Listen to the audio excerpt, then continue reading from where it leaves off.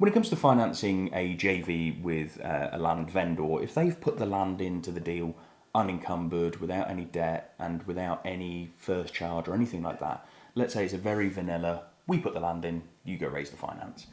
So in that scenario, what should happen is, because development finance raises 65% of the GDV, and normally as a rule of thumb that works out about 60% of the purchase, 100% of the build,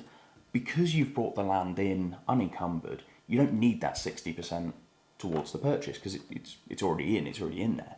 So what you should be able to do as a rule of thumb is raise 100% of the build costs,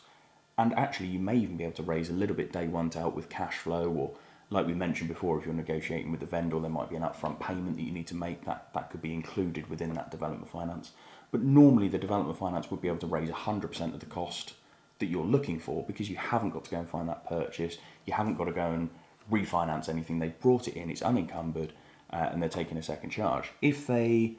want to take a first charge, development finance is out the window, unfortunately, because senior debt, stretch senior debt, they need to take that first charge in order to lend on the development finance. So if the vendor wants to keep a first charge, unfortunately you're just going to have to go down the route of investors. It just wouldn't work with development finance.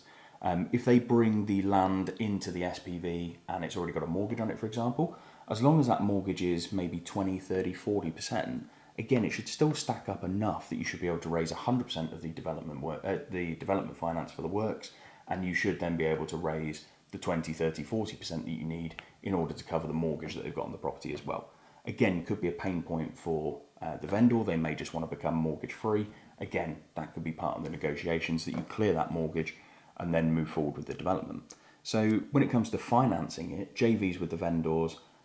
by far one of the easiest strategies actually to get financed. Yes, it's one of the most difficult to negotiate, but it's actually one of the easiest to finance, because you're bringing that unencumbered land, that asset, into the deal straight away.